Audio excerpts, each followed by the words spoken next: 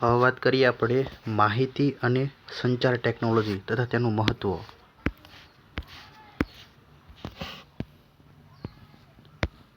એમાં વાત કરીએ આપણે આઈસીટી. વોટ ઇઝ આઈસીટી એટલે કે આઈસીટી એટલે શું?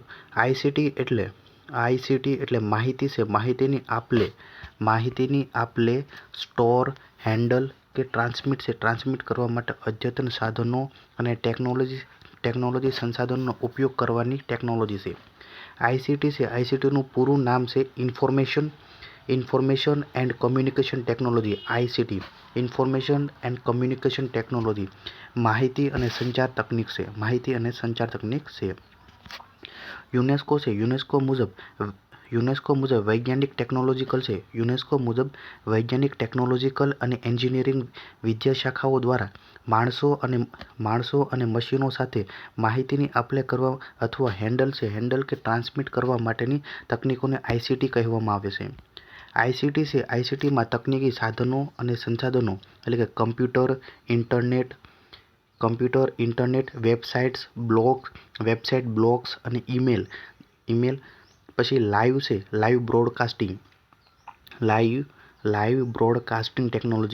Live broadcasting technology, radio, television અને વેબકાસ્ટિંગ, રેકોર્ડેડ બ્રોડકાસ્ટિંગ ટેકનોલોજી એટલે એમાં પોડકાસ્ટિંગ, ઓડિયો અને વિડિયો પ્લેયર્સ અને સ્ટોરેજ ડિવાઇસ અને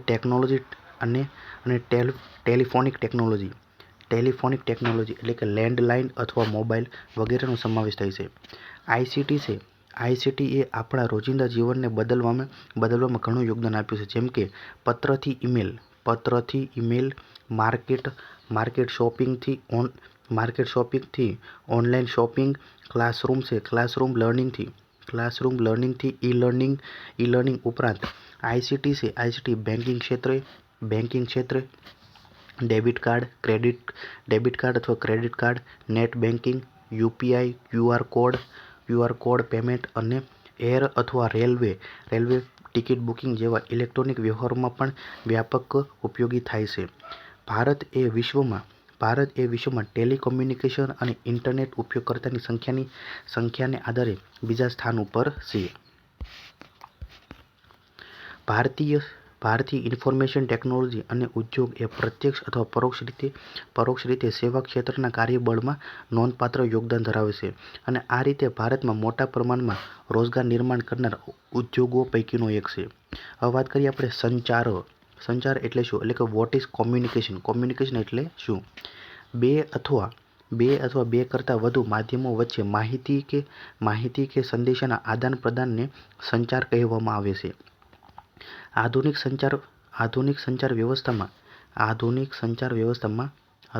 વ્યવસ્થામાં માહિતી અથવા સંદેશાને વિદ્યુત તરંગોમાં રૂપાંતર કરી તે તરંગોને વિવિધ માધ્યમો દ્વારા પ્રસારિત કરવામાં આવે છે, જેને વિવિધ ઇલેક્ટ્રોનિક ઉપકરણો દ્વારા પ્રાપ્ત કરી તેને પુનઃ માહિતી અથવા સંદેશામાં રૂપાંતરિત કરી દેવામાં આવે છે. સામાન્ય રીતે સંચાર માધ્યમ તરીકે તાર એટલે કેબલ, પછી મુક્ત અવકાશ એટલે કે ફ્રી સ્પેસ તથા ઓપ્ટિકલ ફાઇબરનો ઉપયોગ થાય છે. વાત કરીએ સંચાર માધ્યમો એટલે કે કોમ્યુનિકેશન મીડિયા.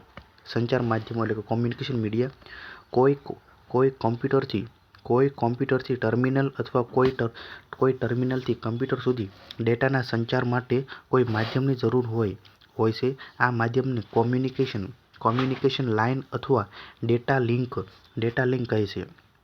સામૂહિક સંદેશાવ્યવહાર માટે સૌથી શક્તિશાળી મીડિયા ટેલિવિઝન છે. કમ્પ્યુટર નેટવર્ક માટે સંચાર માધ્યમોના મુખ્યત્વે બે પ્રકાર છે. એમાં પહેલું છે વાયર મીડિયા અને વાયરલેસ મીડિયા. વાયર મીડિયાના પ્રકારો એમાં વાત કરીએ કોએક્સિયલ કેબલ છે જે ખૂબ જ લાંબા અંતર સુધી સિગ્નલ મોકલવા આ પ્રકારના કેબલનો ઉપયોગ થાય છે. એમાં રેડિયો ફ્રીક્વન્સી ટ્રાન્સમિશન તેમજ ટીવી કનેક્શન માટે તેનો ઉપયોગ થાય છે. ઓપ્ટિકલ ફાઇબર છે optical fibre cable. Optical fibre cable આ પ્રકારના કેબલમાં માહિતીનું ટ્રાન્સમિશન પ્રકાશના પૂર્ણ આંતરિક પરાવર્તનને કારણે થાય છે, જેની ઝડપ ખૂબ જ વધુ હોય છે. આ પ્રકારના કેબલમાં ફાઇબરનો ઉપયોગ થાય છે. હાલના સમયમાં દૂરસંચાર અને કમ્પ્યુટર નેટવર્કિંગ માટે આ પ્રકારના કેબલનો ઉપયોગ ખૂબ જ વધારે પ્રમાણમાં થાય છે. મોટાભાગના ઇન્ટરનેટ આ કેબલના માધ્યમથી ચાલે છે. વાયરલેસ મીડિયાના પ્રકાર એમાં વાત કરીએ બ્લૂટૂથ એ ટૂંકા અંતરની વાયરલેસ તકનીક છે, જેમાં કીબોર્ડ, પછી computer, mobile phone, mouse, headphone વગેરેનો ટૂંકા અંતરે જોડવા માટે ઉપયોગમાં લેવાય છે. કોઈપણ વ્યક્તિ વાયરલેસ બ્લૂટૂથ સક્ષમ પ્રિન્ટરો વડે દસ્તાવેજો પ્રિન્ટ કરી શકે છે. આ બધા બ્લૂટૂથ સક્ષમ ઉપકરણોમાં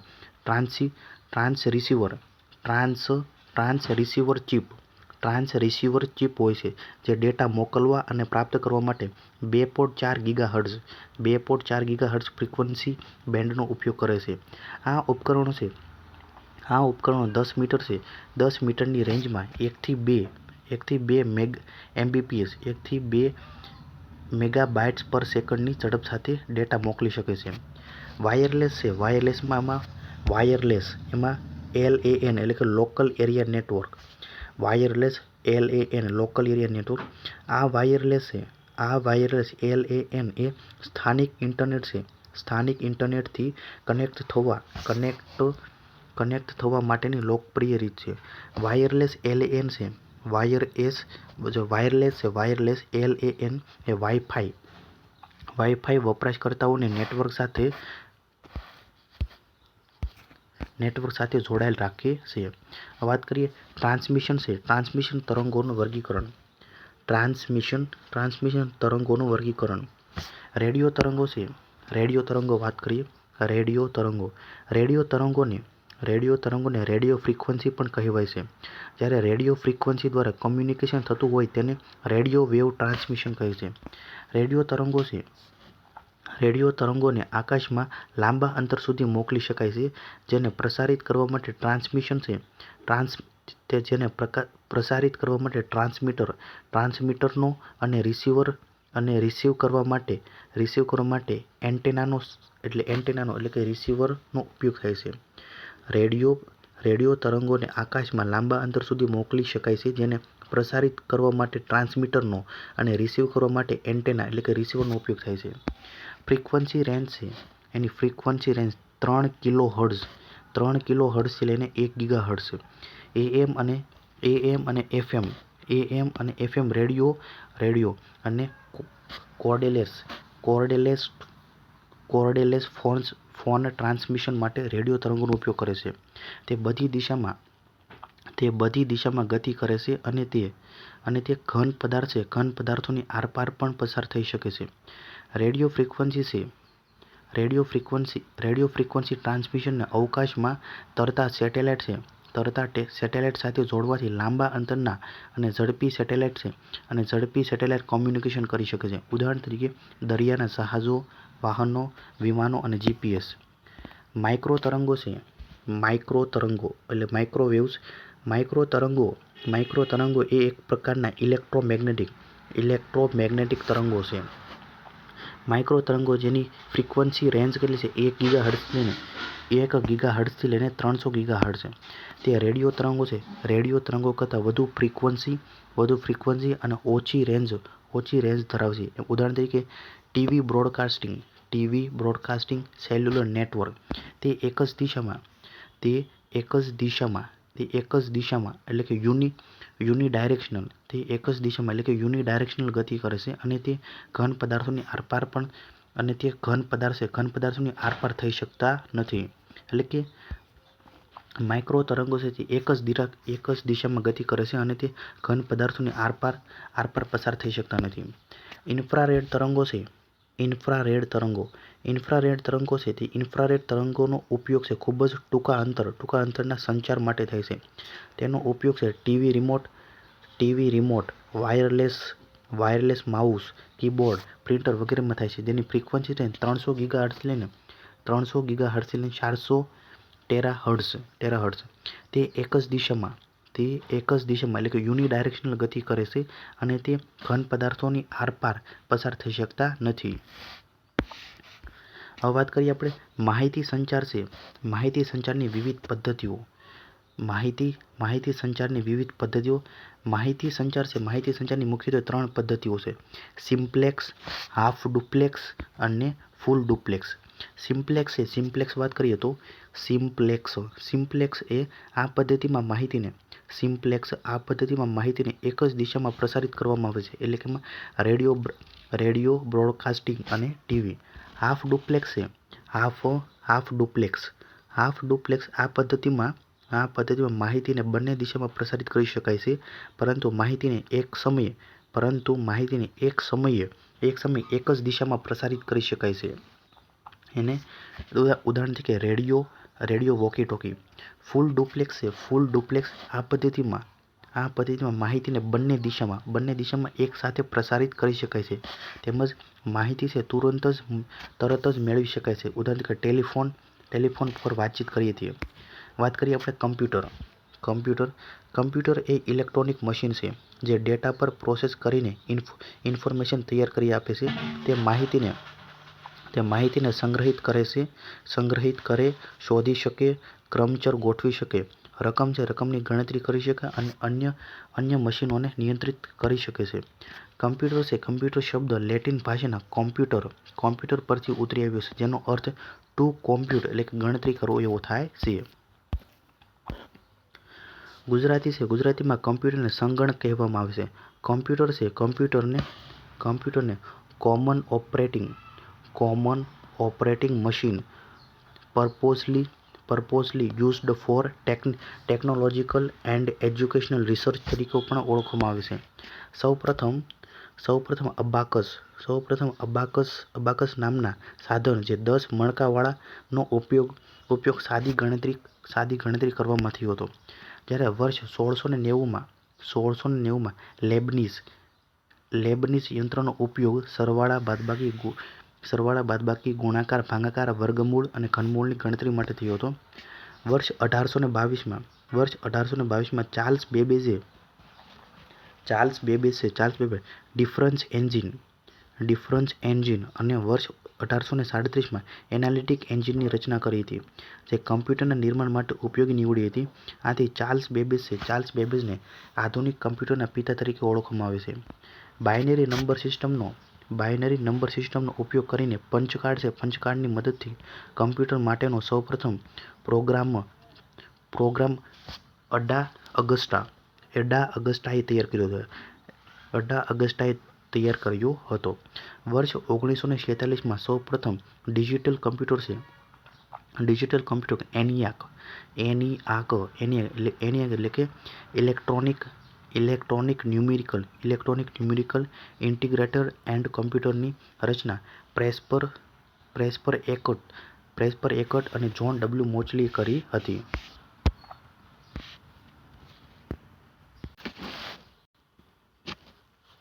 કમ્પ્યુટરની વિવિધ પેઢીઓ વિશે વાત કરીએ તો કમ્પ્યુટરની વિવિધ પેઢીઓમાં પ્રથમ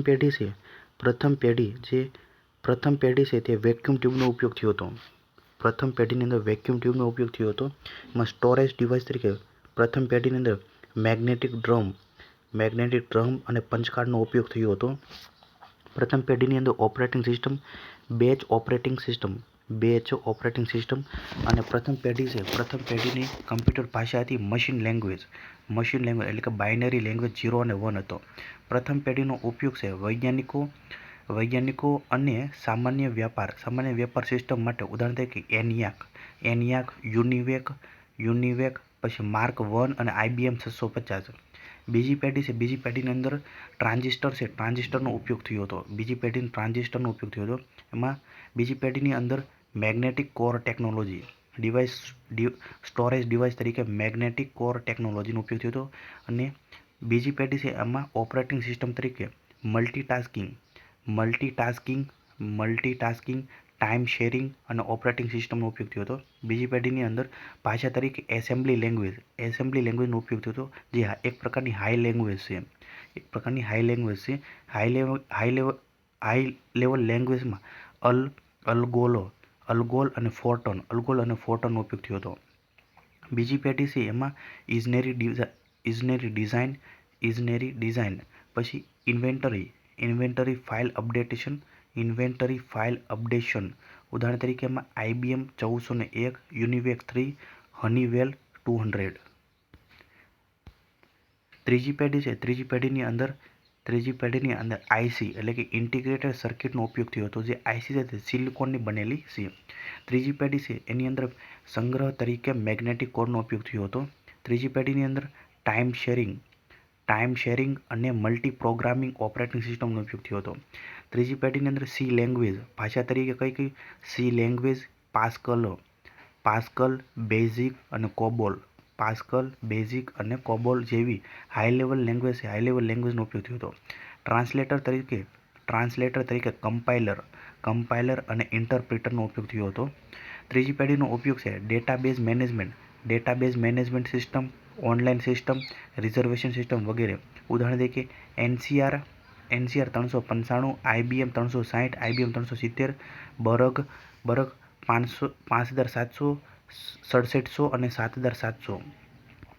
ચોથી પેઢીની અંદર ઇન્ટિગ્રેટેડ સર્કિટ અને માઇક્રોપ્રોસેસર.